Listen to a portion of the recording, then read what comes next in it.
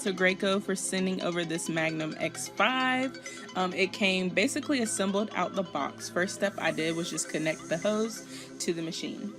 After connecting the hose, I removed the tip and guard from the other end of the hose. Once that was off, I turned this prime spray valve to the prime position. I separated the two tubes and put one into an empty bucket and put the other tube into a bucket of water. Then I turned on the machine and I turned the pressure knob up until water started running out of the prime hose. I made sure to do this for about 30 seconds to make sure the machine was all flushed out. After flushing out the new machine, she was ready for paint. When using this type of machine, it's super important to make sure you strain your paint. So I picked up these little paint strainers from Home Depot.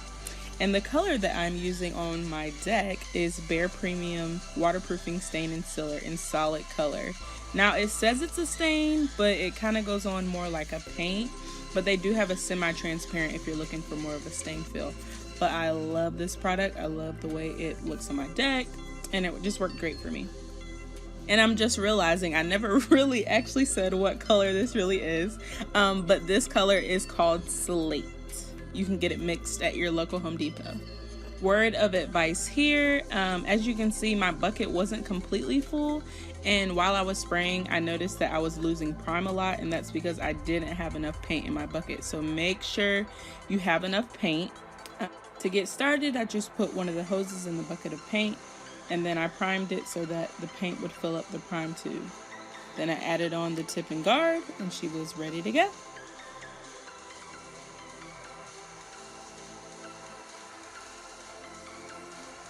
And now the fun part. I was super excited to try out this machine, and I absolutely loved it. I would suggest that you just spray on a spare piece of wood before you start spraying, just so you can kind of get used to how it sprays, but super simple. I really love that the hose is super light, so if you're painting for long periods of time, you won't have to worry about cramps or anything like that.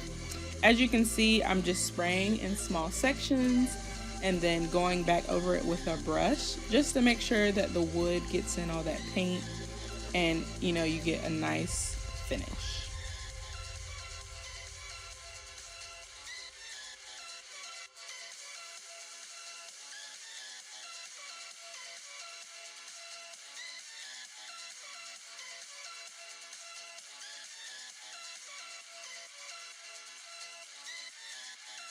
Oh, there goes my one acrobatic move for the video. So sorry guys, you only get one.